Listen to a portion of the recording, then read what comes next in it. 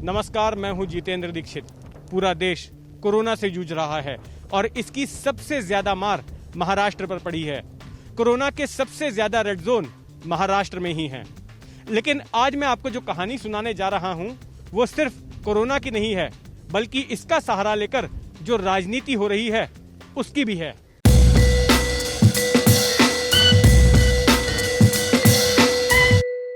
महाभारत याद है आपको, जहां लड़ाई के दौरान कौरवों ने एक चक्रव्यूह बनाया था। महाराष्ट्र में भी एक चक्रव्यूह बनाया है कोरोना ने, और इस चक्रव्यूह में फंस गए हैं महाराष्ट्र के मुख्यमंत्री उद्धव ठाकरे। तो कैसा है ये चक्रव्यूह, और क्या उद्धव ठाकरे इससे बाहर निकल पाएंगे? क्या महाराष्ट्र कोरोना मुक्त हो पाएगा, और क्या रुक सकेंगी मौतें? इन्हीं सवालों की पड़ताल हम अपनी इस रिपोर्ट में करेंगे। बड़ी ही तेजी से महाराष्ट्र देश का सबसे बड़ा कोरोना हॉटस्पॉट बन गया, और इससे निपटने की जिम्मेदारी आई उद्धव ठाकरे के कंधों पर।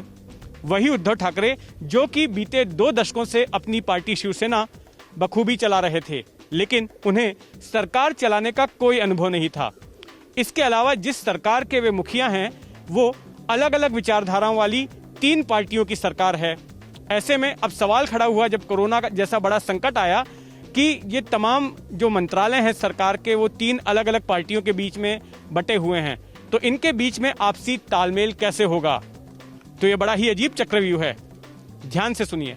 उद्धव ठाकरे के लिए दूसरी चुनौती वो लाखों मजदूर हैं जो कि लॉकडाउन की वजह से महाराष्ट्र के अलग अलग इलाकों में फंसे हुए हैं। ये वो मजदूर हैं जो कि अलग अलग दूसरे राज्यों से, खास करके उत्तर भारत के राज्यों से मुंबई में आए हुए हैं। हालांकि सरकार और सामाजिक संगठनों की ओर से ये पूरी कोशिश की जा रही है कि मजदूर भूखे ना रहें, लेकिन फिर भी इन्हें भुखमरी का डर सता रहा है। और इस डर के पीछे ये आशंका भी है कि लॉकडाउन कहीं 3 मई के आगे भी ना बढ़ जाए। हालांकि उद्धव ठाकरे मजदूरों को भरोसा तो दिला रहे हैं, लेकिन वे जानते हैं कि एक बड़े लंबे वक्त तक इतने सारे मजदूरों को संभाल पाना आसान नहीं है। और इसीलिए उन्होंने केंद्र सरकार से दरखास्त की है कि जो भी मजदूर अपने गृह राज्य में वापस लौटना चाहते हैं उनके लिए विशेष ट्रेनों का इंतजाम किया जाए, और इस सिलसिले में अप्रैल के अंत तक किसी गाइडलाइन को तैयार कर लिया जाए। कोरोना लॉकडाउन के दौरान अफवाहें भी उद्धव ठाकरे के लिए एक बड़ी चुनौती बनकर उभरी। मुंबई के पास पालघर में अफवाहों की वजह से कई हिंसक वारदातें हुई, और ऐसी ही एक वारदात में 2 साधुओं समेत 3 लोगों की हत्या कर दी गई। इस वारदात को सांप्रदायिक और सियासी रंग देने की भी कोशिश हुई। जो लोग कोरोना पॉजिटिव पाए गए हैं या फिर ऐसे लोग जो कि कोरोना पॉजिटिव लोगों के संपर्क में आए हैं, उनको रखने की खातिर मुंबई महानगर पालिका की ओर से कई सारे क्वारंटीन सेंटर्स बनाए गए हैं। तो जिन लोगों को ऐसे क्वारंटीन सेंटर्स में रखा गया है उनका क्या हाल है? क्या ठीक से उनकी देखभाल हो पा रही है? हमारे पास इन क्वारंटीन सेंटर्स में मौजूद कुछ लोगों ने अपने वीडियोस भेजे हैं, और इनका कहना है कि वे काफी परेशान हालत में हैं। ये देखिए यहाँ पे डोर, ये देखिए बाहर का ये स्पेस है, इतना गंदा है, इतना डर्टी है कि जिसका कोई हद नहीं है। बोलने जाओ कंप्लेन, कोई सुनने के लिए एग्री नहीं है। वो बोलता मैं नहीं हूँ, ये बोलता मैं नहीं हूँ। देखो कितना गंदा है। ये है टॉयलेट, एक ही टॉयलेट है, कैसे यूज करेगी इतनी पब्लिक जिसके लिए 100 लोग यहाँ पे है। इतना गंदा टॉयलेट, ऊपर से ये विंडो ओपन, लेडीज बैठेगी कैसे? इतनी गंदगी है यहाँ पे, इतना डस्ट है, इंसान तो ऐसे ही बीमार हो जाएगा। ये मेरे बाबा है, इनसे बैठे नहीं जा रहा है। ये डायबिटीज़ के पेशेंट है। कल 6 बजे से पानी आया है और अभी कोई खाने की कोई सुविधा नहीं, कोई अरेंजमेंट नहीं। अब भी जाके मैंने 1 बॉटल इनके लिए, 1 पानी की बॉटल बहुत मुश्किल से अरेंज करवाई हूँ, कैसे करके किसी को बाहर से मंगवाई हूँ, कुछ नहीं हो पा रहा है। ये डायबिटीज़ के पेशेंट है, अगर खाएँगे नहीं तो ये बीमार पड़ जाएंगे, तो इनके जिम्मेदार कौन होगा? कौन लेगा इनका?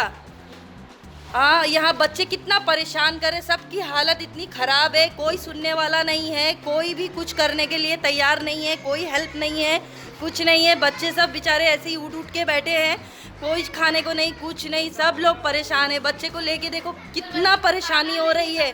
हाँ, कल से खाने को नहीं, कल से दूध नहीं बच्चे को, मच्छर इतने हैं, इतनी गंदगी, इतना डस्ट है, इतना डस्ट है। क्या हमारा घर ऐसा था क्या?